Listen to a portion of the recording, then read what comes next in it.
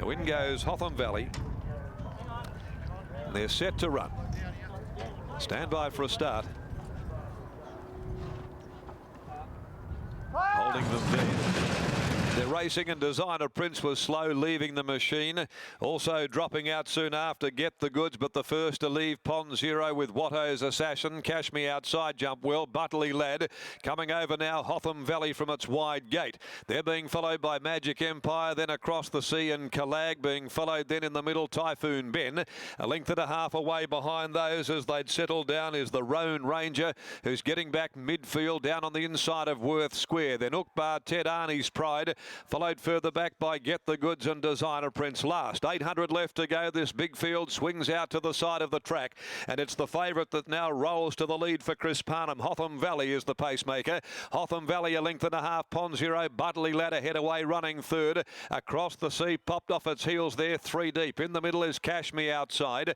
Then Watto's Assassin down on the inside. They're followed by Typhoon Ben. Worth Square's going to be pushed very deep coming around the bend. Back in the middle is Kalag. Magic Empire cutting the corner, going up towards the inside. The others headed by Ukbar Ted. 350 to go. Hotham Valley nursed in front, kicks away now. 3 clear from Pond Zero. Worth Square saved up, coming with a turn of foot down the outside with its run. Inside the 200, Hotham Valley's the leader. A length and a half to Worth Square, whose run came to an abrupt halt. Then Butterley Lad, who's running on late, but this is all over. Hotham Valley's going to win and win well. Hotham Valley from a photo between Butterley Lad on the rail, Magic Empire or Worth Square. And then came on the outside Typhoon Ben, Kalag and Ukbar Ted. A gap Across the Sea. Then the Roan Ranger, Arnie's Pride, Designer Prince, followed further back then by Cash Me Outside. And the last trio home, Watto's Assassin, Pond Zero, and also towards the rear with those Get the Goods. 3 Hotham Valley is the winner. Chris Parnham. Positive ride by Chris there. He negotiated his way there from the wide gate, continued on, and certainly made his intentions clear that he was going to get to the top, and he did that with probably some degree of ease, really, and from that point rated perfectly. He's won by a margin. Butterley Lad, Worth Square, Magic Empire fighting out the minor spoils. Butterley Lad will grab second in front of Magic Empire and Worth Square.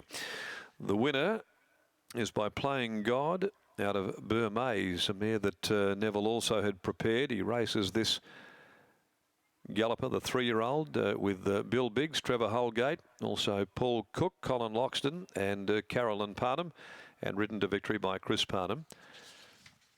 Minor placing still to come through.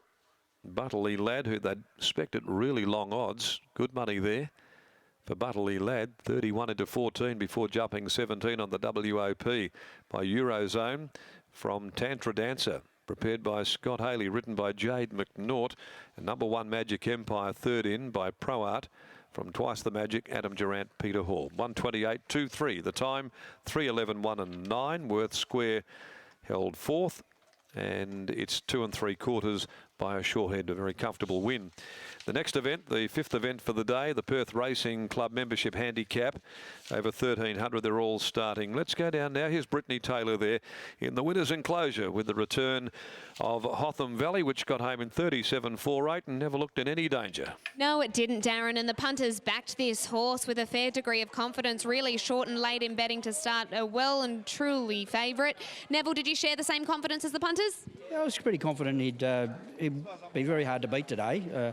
The horse has been racing well, and he wasn't suited by the 1,000 metres first up, so up to the 14. I know he drew wide, but Chris took the initiative and let him roll forward, and when the leader didn't want to lead, he let it roll again, and he controlled his own tempo from there, and it was a good win in the end.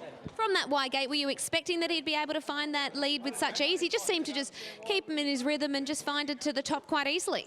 It wasn't an intention to lead, Brittany, but I just sort of left it up to Chris. You know, we're obviously trying to look for a bit of a slot in, but when the tempo was pretty tame, he's obviously sort of used his initiative, as I said, and just let him roll to the top, and then he let him, like you said, go in his own rhythm.